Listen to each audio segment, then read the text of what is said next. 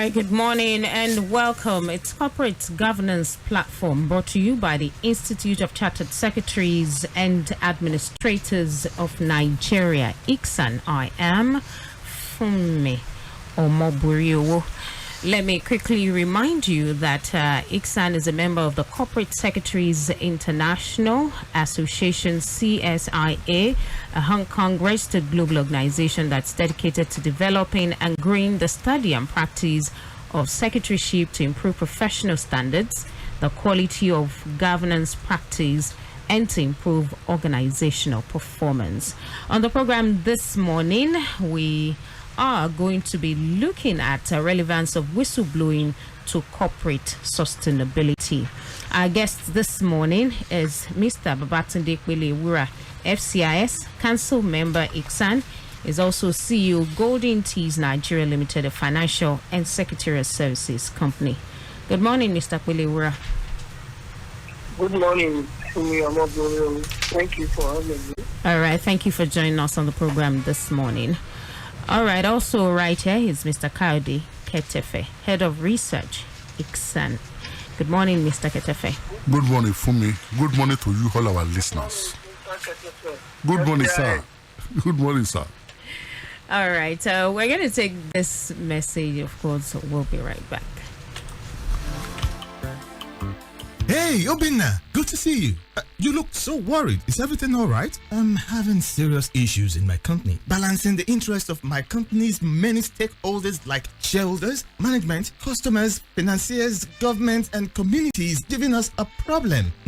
That has to do with corporate governance. Exactly. Then you need to get in touch with ICSAN. ICSAN? Yeah, Institute of Chartered Secretaries and Administrators of Nigeria. ICSAN. They provide you with seasoned and top-ranking professionals trained to uphold the standards of corporate governance and efficient operations. You can also get in touch with ICSAN if you want to become a chartered secretary and administrator. Contact ICSAN by visiting the website www.icsan.org or call 009 06 601 69. ICSAN, the hub of governance professionals. All right, our corporate governance platform right here on the 9.7 FM. And like I said earlier, we're looking at relevance of whistleblowing to corporate sustainability. All right, Mr. Kwelewura, let's start this way. What is whistleblowing? Thank you very much. Let me start from this standpoint. In football and in the field of play of football, when a whistle is blown by the referee, it signifies that something untoward has happened. In corporate governance and in organizations, whistleblowing is the reporting by a person, usually an employee of the organization, if or are concerned about anything or a series of things that are happening in the organization which has elements of either of these things, law or regulation violations by the organization, miscarriage of justice, financial malpractice, or danger to public health and safety. The reporting should be made to senior executive of the organization, not direct reporting. And if this is not enough, the employee concerned may go outside to report to outsiders like the press, the police, or in Nigeria, CFCC or ICPC. All right, let's look at the relevance of whistleblowing as regards concept of corporate governance. Oh, thank you very much. Corporate governance is about behaving in an appropriate and transparency manner. Everything about management of organizations, of even the household, is about good governance. And good governance should be said to be the culture and the climate of consistency, responsibility, accountability is there, which is effectively deployed throughout the organization. That is the part of what we are talking about. Any deviation from what I've just said will amount to misdemeanor or misdemeanor that a whistleblower might be interested in exposing. This goes a long way in organization sustainability, because if everything is going on well in the organization, the likelihood is that the company will be on a sustainable pace. Is whistleblowing equally a useful tool in the public sector? Beg your pardon, I want to get the answer question again. I'm talking about, whistleblowing. Is it also a useful tool when we look at the public sector? Oh, yes, certainly. Taken together, we are talking about the culture and behavior of people, whether in the household, private organization, or even in the public. It is essential that good governance is instituted in both private and public space. So it's quite relevant and useful in the public space. All right. I'm sure you're aware of the national policy on whistleblowing that the federal government had developed. Do you think such a policy is enough, or you think having an act of National Assembly should be preferred?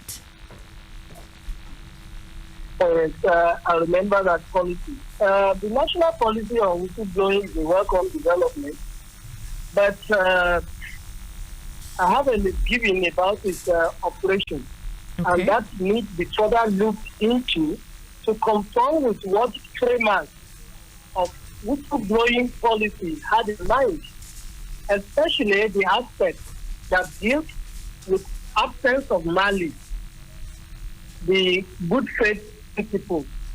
The one we have in Nigeria that I know of is not clear cut, and that will bring us to the question of the National Assembly enactment to have a clear policy. All right. So what positive development would having an effective legal framework on whistleblowing bring into the country? Oh, thank you very much. It clearly would put everybody on his or her toes to behave correctly, because you know that if you do not, and the presence of legislation to catch up with such people will be enough deterrent if one is not addictive. I remember the Sarbanes-Oxley Act in the USA called SABO.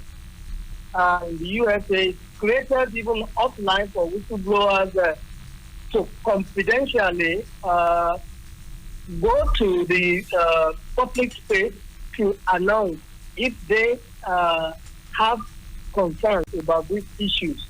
So, having a National Assembly act on it would set a clear guideline to everybody, and I believe that will be the way forward.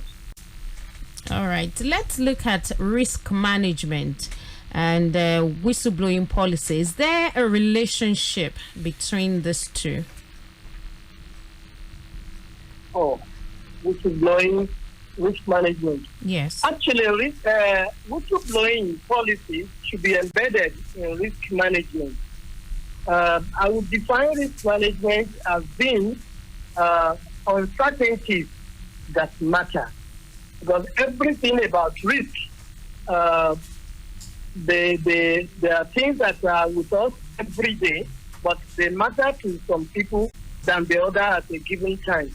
So you do not expect the whistleblower will blow whistle, but when they blow whistle, you investigate.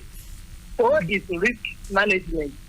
And the principle of risk management that we are taught is that you identify your risk, evaluate it, control it, and monitor it.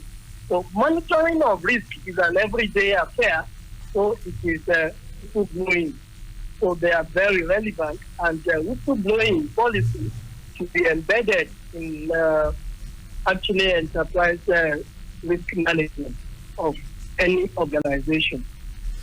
All right, before I let you go, Mr. Kwelewura, what advice do you have for the institutions and organizations on whistleblowing? I would confidently say that they should set appropriate and clear policies on whistleblowing because if there is a guideline that everybody knows is in place, everybody is guided, including from the top to the bottom. I will cite the example of the PIDA in the UK, the Public Interest Disclosure Act of 1998, gives protection even to those who whistleblow so that they are not unduly punished for what they have done. There is what they call gagging clause, which is made void in that legislation. I think we need to do that in any organization, set appropriate and clear policy on whistleblowing. And we do advise, corporations, institutions, when we do evaluate governance audit and board evaluation, that they should have this in place. All right. Thank you so much, Mr. Babatunde Kwelewura, FCIS. Council member Iksan is also CEO Golden Teas Nigeria Limited, a financial and secretarial services company. Thank you for joining us on Corporate Governance platform this morning. Thank you for having me. All right. I appreciate it. All right, Mr. Ketefe, let's come to you for some announcements. Thank you very much, Fumi. The announcement we have today is on the forthcoming activities of some of our chapters. To start with, the Oyo State chapter of the Institute is having the investiture of fourth chairman tomorrow. Dear esteemed members, this is to remind everyone that the Oyo State chapter of ICSAN is holding the investiture of our fourth chairman tomorrow, Thursday, June 17, 2021. The chairman is Mr. Oluseyi Adedayo Abiodun FCIS. The occasion will also witness the induction of new executive committee members of the chapter. The time is 10 a.m. prompt, while the venue is Jogos Center, 1 Afesta Drive, off Ring Road, Ibadan, Oyo State. The formal investiture will be preceded by 2 lectures. The first lecture has the topic, Effective Stakeholders Management and Imperative for Good Governance, and will be delivered by a management consultant, corporate governance and compliance practitioner, and ICSAN Council member, Mr. Francis Olawale, FCIS. The second lecture has the topic, Business Intelligence, Financial Strategy, Control and Corporate Governance during COVID-19 and post-COVID-19 era, and will be delivered by Chief Executive Officer, Tiger Logic Solution Limited, Mr. Dejo Claudius Akinyemi. The investiture and induction ceremony follow immediately after the lectures. The second announcement is on the forthcoming webinar of the Abuja chapter of the Institute. Dear governance professionals and members of the public generally, the Institute hereby invites you to a webinar on economic, social, and governance coming up on Wednesday, June 23, 2021. The time is 11 a.m. West Africa time. The webinar, which is being organized by the Abuja chapter, as I have said, has the theme Environmental Social Governance Beyond Reporting. Environmental Social Governance Beyond Reporting. The webinar is conceived to further enlighten participants on best practices on corporate governance as regards economic, social, and governance matters. The guest speaker is the Corporate Relations Director and Company Secretary, Guinness Nigeria PLC, Mr. Rotimi Odushola. Participation is free. Registration is, however, required. The link to register for this webinar is already posted on all the Institute's social media platforms. You are hereby enjoined to go ahead and register for this seminar. It promises to be enlightening and enriching. Thank you very much. All right. Thank you so much, Mr. Kaudi Ketefe, FCIS Head of Research, ICSAN. And that'll be this morning on Corporate Governance Platform, brought to you by the Institute of Chartered Secretaries and Administrators of Nigeria, ICSAN. Return same time, same station next week, Wednesday. My name is Funmi Omoburiu. Enjoy the rest of the day.